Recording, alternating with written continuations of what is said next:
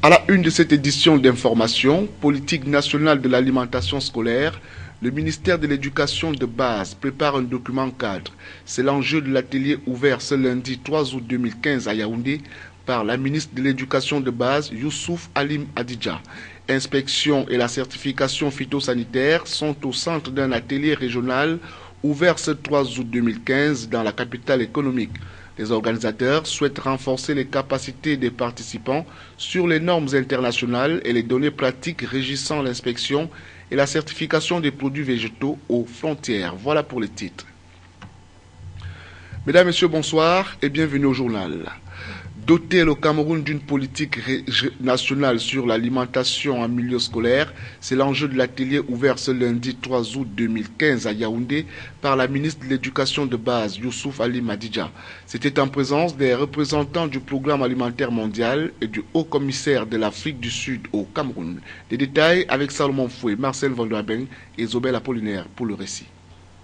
Le présent atelier organisé avec l'appui du Programme mondial pour l'alimentation permettra à toute la communauté éducative ainsi qu'aux acteurs concernés de valider les axes stratégiques préconisés dans le draft de la politique nationale de l'alimentation scolaire et de doter le MINDUB d'un plan d'action opérationnel en vue de la mise en œuvre efficiente de cette politique dans le cadre d'une phase pilote étalée sur 3 ans. Les objectifs visés à travers, n'est-ce pas, ce forum, c'est d'abord de permettre au Cameroun de disposer d'un document de politique nationale de l'alimentation en milieu scolaire. Le deuxième objectif, c'est celui de permettre à l'ensemble des participants représentés. Vous avez vu que c'est plusieurs domaines d'activité qui sont représentés, que nous puissions, au cours de ce forum-là, valider les différents axes stratégiques qui ont été retenus dans le projet de document. Et le troisième objectif, c'est celui de permettre au ministère de l'Éducation de base de disposer d'un plan d'action. Par ailleurs, l'afflux des réfugiés nigérians et des déplacés internes suite à la guerre contre Boko Haram dans la partie septentrionale et des réfugiés centrafricains dans la région de l'Est prouve de manière évidente le rôle important de l'alimentation scolaire en situation de crise pour le maintien des élèves à l'école. Pendant 3 jours, les participants issus des administrations publiques, de la société civile et des organisations partenaires du gouvernement vont échanger avec les experts venus du Brésil, de la Côte d'Ivoire et du Bénin sur le domaine de la cantine scolaire. Il sera question de partager et de mutualiser les expériences sur la quantité et la qualité de repas proposés aux élèves pendant les périodes de classe. L'inspection et la certification phytosanitaire sont au centre d'un atelier régional de 5 jours ouvert ce 3 août 2015 dans la capitale économique, regroupant tous les pays membres de la sous-région Afrique centrale. Le séminaire, dont les travaux ont été ouverts par le ministre en charge de l'agriculture et du développement rural, Essimi Meigné, vise à renforcer les capacités des participants sur les normes internationales et les données pratiques régissant l'inspection et la certification des produits végétaux aux frontières. Benoît Dogmo et Apollinaire Zobel. Les échanges des biens et des services dans le monde, rendus possibles par l'Organisation mondiale du commerce, nécessitent qu'une attention particulière soit accordée au type de produits faisant l'objet des échanges et plus particulièrement sur les produits destinés à la consommation.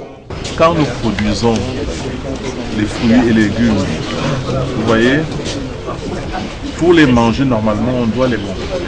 On veut savoir s'il n'y a pas de produits chimiques dangereux qui sont dans ces produits. Quand nous importons des produits de l'extérieur, comme du riz, on doit contrôler pour voir s'il n'y a pas de produits dangereux dans le riz. Par exemple, quand le riz arrive ici et qu'il a passé beaucoup d'années dans les réserves, dans les silos, ça reste encore beaucoup de mois dans les océans. Ça arrive ici, ça contient des champignons. Le devoir d'inspection et de certification des marchandises échangées dans la sous-région Afrique centrale apparaît donc comme étant impérieux dans la mesure où il permettra de stopper toute circulation des nuisibles qui, en s'introduisant et en se disséminant sur les territoires, peuvent causer des désastres aux économies locales. D'où le bien fondé de cette rencontre de Douala qui permettra aux participants venus du Tchad, de la République centrafricaine, du Congo-Brazzaville, de la RD Congo et du Gabon d'avoir des échanges francs sur la question de l'inspection et de la certification phytosanitaire, mais aussi de renforcer les capacités des inspecteurs en la matière. Tout ceci se fera sous la coordination des experts de la United States Department of Agriculture and Plant Health Inspection Service, organisatrice du dit atelier. Autre chose à présent, menace terroriste, le gouvernement veut préserver le secteur des transports. La sécurisation des infrastructures de transport était au menu d'une rencontre récemment présidée à Yaoundé par le ministre délégué auprès du ministre des Transports, Méfiré Oumarou. C'était en présence des responsables des secteurs de transport maritime, ferroviaire, aéroportuaire et terrestre. Reportage. De manière opérationnelle, il sera question d'intensifier le dispositif sécuritaire dans les gares routières et ferroviaires, sur les plateformes aéroportuaires et portuaires, élargies au contrôle des cargaisons sur la foi des déclarations contenues dans les bordereaux de suivi de ces cargaisons. Une manière d'anticiper sur les attaques kamikazes de la secte islamiste Boko Haram dans le domaine des transports. Je prends par exemple le cas des agents de voyage. Aujourd'hui, c'est les vacances. Imaginez-vous en plein départ en vacances, les enfants sont assis dans le bus et que cette agence-là qui n'ait pas d'appareil de détection de métaux et que chemin faisant, l'individu, les terroristes déclenchent son dispositif et que le bus éclate. Vous voyez ce que c'est justement pour cela que, au lieu d'attendre voir venir ce genre de... qu'on anticipe et qu'on mette en place des mesures idoines. Au niveau des agents de voyage, nous allons être beaucoup plus sévères, surtout en matière de sécurité. Parce que l'accès dans les agences de voyage ne doit pas être autorisé à n'importe qui. Il y a trop de bateaux qui se baladent, on ne sait pas qui. Sinon, il faudra identifier, donner des identifiants à tout opérateur de ces plateformes-là. Il est envisagé de doter les points névralgiques de ces entreprises d'équipements de détection des métaux et des bombes, de contrôler systématiquement les accès aux moyens de fouille, des caméras de surveillance et des scanners, histoire de réduire au maximum les risques d'attentats. À l'extrême nord, la lutte sans relâche contre Boko Haram continue. Le gouverneur appelle la population à une vigilance tous azimuts et au respect scrupuleux des nouvelles mesures sécuritaires mises sur pied visant à mettre les populations à l'abri des actions terroristes. C'est ce qui ressort de la grande réunion de sécurité qui vient de se tenir à Maroua. Le compte rendu de Célestin Tabouli, succès. Semaine des attentats suicides perpétrés à Fotokol et dans la ville de Maroua, faisant une cinquantaine de morts et plus d'une centaine de blessés, le gouverneur de la région de l'extrême nord vient de présider ce jeudi 30 juillet une grande réunion de concertation pour lutter efficacement contre le Boko Haram qui semble avoir changé de mode opératoire. Les actions qui ont été arrêtées sont connues de tous. C'est la vigilance du quartier, de la nation, mais le renseignement et la dénonciation. Les forces font le travail avec brio et les populations doivent plus que par le passé signer pour tout. Le comité de vigilance a été régularisé, la chefferie traditionnelle également. Le secteur du tourisme, le secteur du transport, personne n'a été modifié. La réunion qui a mobilisé tous les préfets et sous-préfets de la région, les parlementaires, les autorités religieuses et traditionnelles, les opérateurs économiques, bref, toute la fine crème politico- et socio-économique de la région a débouché sur des résolutions visant à stopper l'hémorragie que fait couler les terroristes à travers des attentats kamikazes. Nidia Bakari a durci le ton et appelle à la collaboration des uns et des autres afin de botter hors des frontières ces terroristes aux idéologies obscurantistes et tyranniques qui endeuillent de nombreuses familles. À cet effet, des mesures sécuritaires ont été élaborées et mises sur pied visant à mettre les populations à l'abri des actions terroristes. Pour que ces mesures portent des fruits, le gouverneur a lancé un appel pour que toute la population puisse coopérer en étant elle-même vigilante et en dénonçant systématiquement tout comportement suspect autour d'elle. Des mesures que les populations trouvaient salutaires. Lions à sa juste valeur cette initiative prise par le gouverneur de la région pour pouvoir convoquer les forces vives de la région, surtout du département de Djamari, pour voir ensemble comment conjuguer les efforts afin d'éradiquer et de faire face à cette nouvelle stratégie prise par Boko Haram. De conscience collective, vous avez vu la qualité des interventions et des propositions qui ont été données lors de cette réunion. Je crois que tout le monde a mesuré, n'est-ce pas, l'ampleur de la situation dans laquelle nous nous trouvons actuellement et que les résolutions qui sont prises, c'est des résolutions très pertinentes. Il nous reste seulement à passer la communication, n'est-ce pas, à toutes les populations. L'initiative est à saluer parce que ce qui manque le moins à tous les niveaux chez nous au Cameroun, c'est le dialogue. Avec le dialogue, on peut dissiper beaucoup de malentendus. Le numéro 1 de la région appelle la population à une vigilance tous azimuts et demande à ces dernières d'adhérer au concept de défense populaire en mettant sur pied des comités de vigilance. En sus de ces mesures, Midian Abakari a demandé aux forces de défense et de sécurité de mettre plus de rigueur dans les contrôles. Ailleurs cette fois, mais dans le même registre, des mesures de sécurité de plus en plus renforcées dans la région de l'Est. Le gouverneur de cette région, Samuel Dieudonné Vahadiboa, a récemment tenu une réunion de concertation au cours de laquelle il a instruit collaboration, vigilance et dénonciation. Des précisions avec Ernest Ateba et Zouben Bonne. Suite aux attentats suicides survenus à l'extrême nord, le gouverneur de la région de l'Est a convoqué il y a quelques jours une réunion de concertation à laquelle ont pris part les responsables des forces de maintien de l'ordre, les chefs traditionnels et les responsables de la société civile.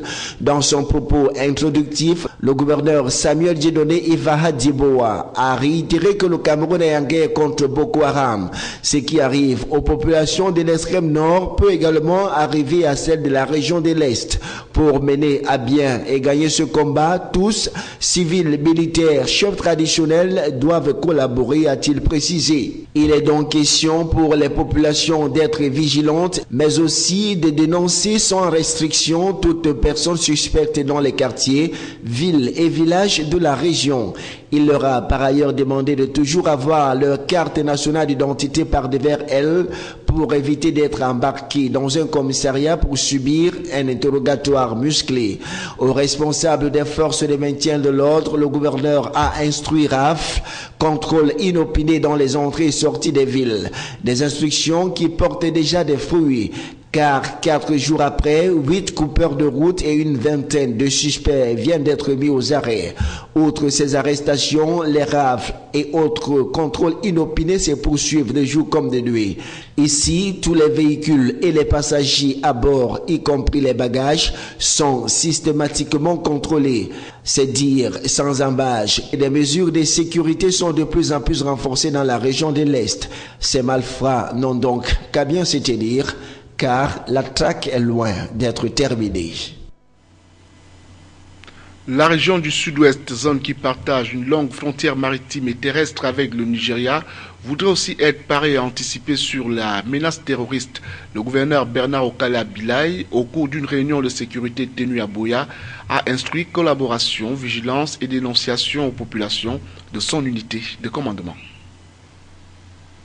Le gouverneur de la région du Sud-Ouest n'est pas resté en marge de la logique actuelle, axée sur le renforcement des mesures sécuritaires sur l'ensemble du territoire camerounais. Voilà qui justifie la tenue de cette réunion de sécurité qui a regroupé tous les préfets, sous-préfets, le délégué du gouvernement, les maires et les hommes des médias de la région du Sud-Ouest. La rencontre a ainsi permis à la première autorité de la région de communiquer à ses proches collaborateurs les mesures de sécurité prises pour faire face à la menace Boko Haram. La région du Sud-Ouest est ouverte aux pays voisins, notamment le Nigeria, sur le plan d'eau.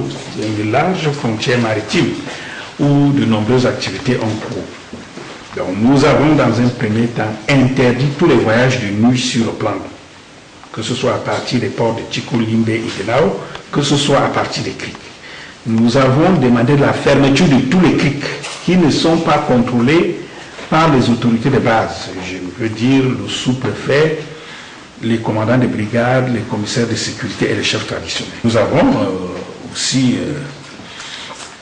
demandé aux forces de sécurité de faire superviser les différentes forces de contrôle par des hauts responsables des officiers Nous-mêmes, nous descendons de temps en temps. Et nous avons aussi demandé que les autorités de base, les sous-préfets, les commissaires procèdent à la fermeture des débits de boissons qui ne respectent pas les heures de fermeture. À en croire le gouverneur du Sud-Ouest, Bernard Okali Abilaï, le renforcement du dispositif sécuritaire se veut de plus accru dans cette partie du pays qui partage une longue frontière avec le Nigeria voisin, ce d'autant plus que la région a souvent été la cible d'attaques régulières dans les zones de Bakassi. La réunion de sécurité qualifiée d'urgence va se solder par l'adoption d'une batterie de mesures allant de la sécurisation des agences de voyage aux espaces marchands en passant par les lieux de culte. Aussi recommande-t-on aux populations vigilance, collaboration avec les forces de sécurité et dénonciation de tout sujet au comportement suspect. Une brève dans cette édition d'information, Journée de la femme africaine 2015, la plateforme des veuves du Vouri joue les prolongations. Elles étaient une centaine de veuves réunies ce 3 août 2015 à Douala pour parler de paix. L'objectif de cette rencontre éducative était de sensibiliser ces femmes sur le bien fondé de la paix, elles qui sont souvent marginalisées et rejetées par à la belle famille. Pour les organisateurs de cette rencontre, seule la paix permettra à ces femmes veuves de rester fortes et de prendre soin de leurs enfants. Écoutons à présent Ami Banda de View Vision and Voice. Une telle initiative qui amène la veuve à comprendre qu'elle ne doit pas s'abandonner à elle-même. Oui, il y a cette séparation entre elle et son défunt époux. Oui, l'avenir est incertain. Oui, la société la traite de sorcière. Oui, la belle famille à tout prix. Mais la vie ne s'arrête pas là. Il faut pleurer, bien sûr. Parce que si on ne pleure pas, c'est encore plus dangereux. Il faut pleurer, il faut dégager. Et après toute cette période de pleurs et traumatisme, si je peux me permettre, vous m'excusez mon français, il faut aussi se donner une chance. Et en se donnant une chance, il y a la sémence d'espoir. Et quand il y a cet espoir, on peut croire en tout, on peut tout faire. Et comme ça, on peut être vecteur de la paix. À retenir de cette édition d'information, politique nationale de l'alimentation scolaire, le ministère de l'Éducation de base prépare un document cadre. C'est l'enjeu de l'atelier ouvert ce lundi 3 août 2015 à Yaoundé par la ministre de l'Éducation de base, Youssouf Alim Adidja. Et puis, l'inspection et la certification phytosanitaire sont au centre d'un atelier régional ouvert ce 3 août 2015 dans la capitale économique. Les organisateurs souhaitent renforcer les capacités des participants sur les normes internationales et les données pratiques régissant l'inspection et la certification des produits végétaux aux frontières. Fin du journal, les programmes de K-News 24 se poursuivent. À bientôt.